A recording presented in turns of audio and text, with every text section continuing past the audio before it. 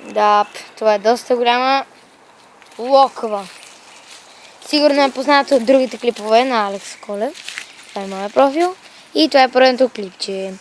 Утре, т.е. сега ще ви кажа. Да, на 25 май.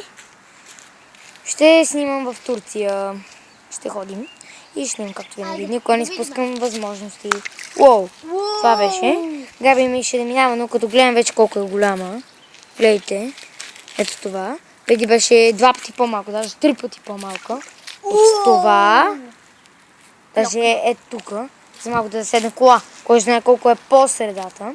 С едно езеро.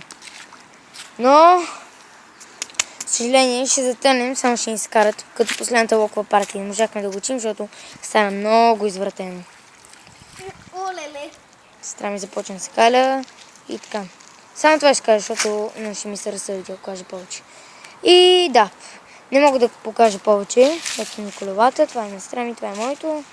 И не мога да покажа повече, съжаление, защото само ще ни се скарат и ще бъдем мърсни.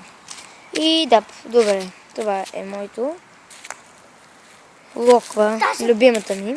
Всъщност тя беше тук. Ето, така, да. Това останалото беше на Габи. И те се сляха заедно. И да, добре. Да. Здрасти, кажи Габи, здрасти. Здрасти. Да, много яка. И добре, ето дори онази там за малко да слее. Не се вижда много добре, но съм малко Алекс, по-добре. обаче не искам пак да стъпвам в... Да, няма да стъпваш. Не, това ще е... О, кола идва. Да, сега пак ще ви кажа. Камион. Има Да. много голямо зрение. Ох, добре, Габи, да спираме клипа, много дълго ще стане.